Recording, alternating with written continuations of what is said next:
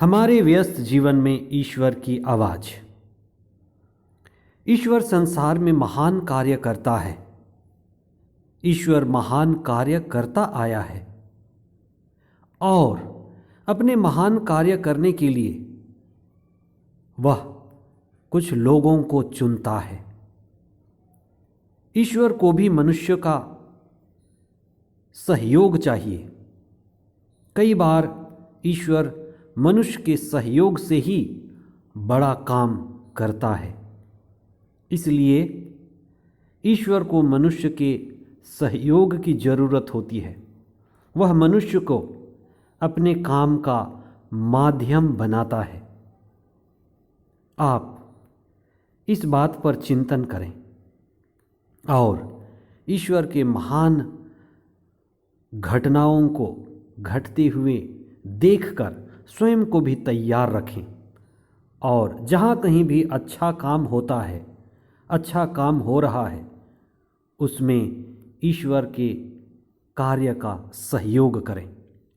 आगमन का तीसरा सप्ताह 18 दिसंबर 2021 शनिवार। पहला पाठ नबी यिर्मयाह का ग्रंथ अध्याय 23 पद संख्याएं 5 से 8 तक और संत मत्ती का सुसमाचार अध्याय 1 पद संख्याएं 18 से 24 तक।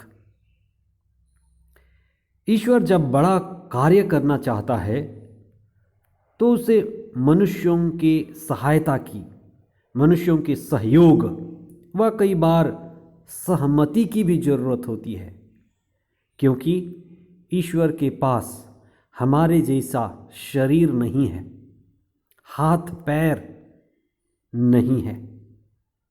इसलिए ईश्वर मनुष्य को अपने कार्य का माध्यम बनाता है।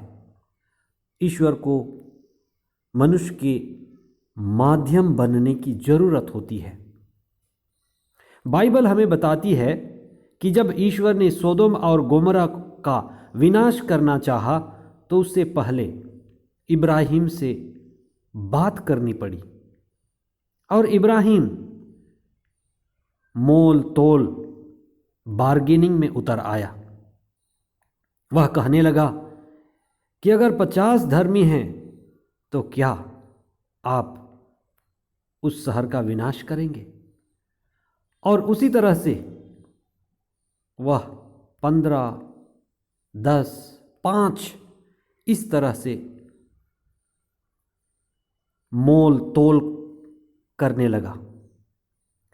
जब ईश्वर इस्राएल के लोगों को जो मिस्र में गुलाम थे उन्हें मुक्त करना चाहा और इस काम के लिए ईश्वर ने मूसा को चुना और मूसा से बातें की कि वह मूसा को राजा के पास भेजना चाहता है जिससे लोगों को आज़ादी मिले।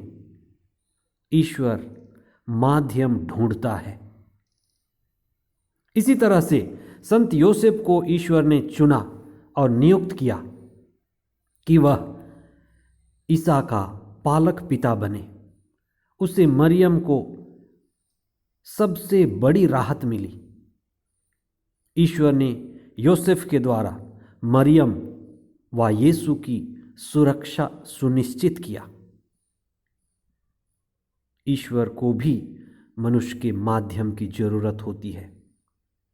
जिस तरह से गेत्सेमनी बारी में ईसा की परीक्षा हुई कि वह भारी क्रूस उठाएंगे और उसे क्रूस मृत्यु की सजा मिलेगी, इसी से मानव मुक्ति सुनिश्चित होगी। इस भयंकर प्राण पीड़ा से ईसा का पसीना लोहू में परिवर्तित हो गया और वे असहाय हो गए और ईश्वर का दूत उनकी सहायता के लिए उनके पास आया। जैसे ईसा का दुख भोग था, जिस तरह से ईसा को घोर दुख भोग से गुजरना पड़ा, संत योसेफ को भी अपने ही तरह का दुख भोग झेलना पड़ा। संत योसेफ का मार्ग भी दुख भोग का ही मार्ग है, क्रूस का मार्ग है। जब संत योसेफ को पता चला कि मरियम गर्भवती है और अगर वह मरियम को छोड़ देता है, मरियम से अपना रिश्ता तोड़ लेता है। उसकी मंगनी हुई थी। तब यहूदी जब मरियम को गर्भवती पाएंगे तो उसे पत्थरों से मार डालेंगे। मूसा के नियम के अनुसार अविवाहित लड़की का मां बनना जिंदा व्यक्ति को पत्थर से मार कर दफना देने की प्रथा थी। योसेफ को यह दृश्य रात भर दिखाई दिया और उसे परेशान किया। यह उसका दुख भोग था। अंत में योसेफ इस बात को समझ गया और उसने मरियम को स्वीकार किया। पवित्र आत्मा उसे प्रेरणा और प्रकाश दिया कि वह मरियम का सम्मान करे, उसे अपना ले, उसे सहारा और मदद प्रदान करे, क्योंकि मरियम पवित्र आत्मा से परिपूर्ण होकर गर्भ धारण किए हुए है। ईश्वर सपने के द्वारा भी अपनी योजनाएं लोगों तक पूरी करता रहा है। एक बार नहीं, कई बार प्रभु ने योसेफ को सपने के दिव्य दृश्य में उन्हें अपनी योजना प्रकट की। ईश्वर अपने चुने हुए और धर्मी आत्माओं पर अपनी योजनाएं पूरी करता रहा है। हम जोसेफ का मनोभाव धारण करें। जहां पर भी अच्छा काम हो रहा है, हो सकता है आपके परिवार में, आपके ऑफिस में, आपके इलाके में, जहां भी अच्छा काम हो रहा है, आप उसमें सहयोग करें, उसके हिस्सेदार बने। गरीबों के उत्थान के लिए, असहाय पीड़ितों और दुखियों के उत्थान के लिए आप हाथ बढ़ाएं।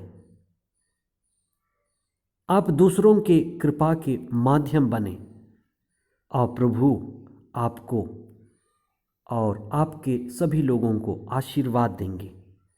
आइए हम प्रार्थना करें।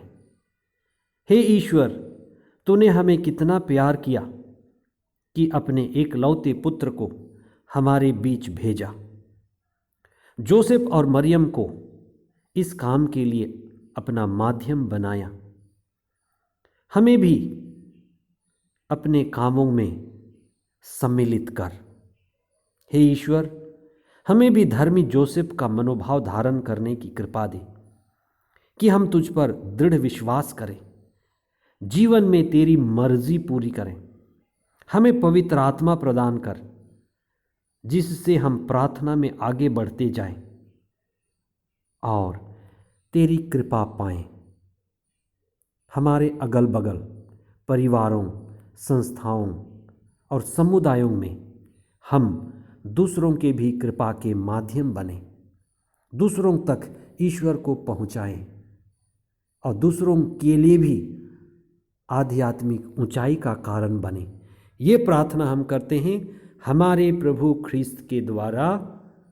आमीन।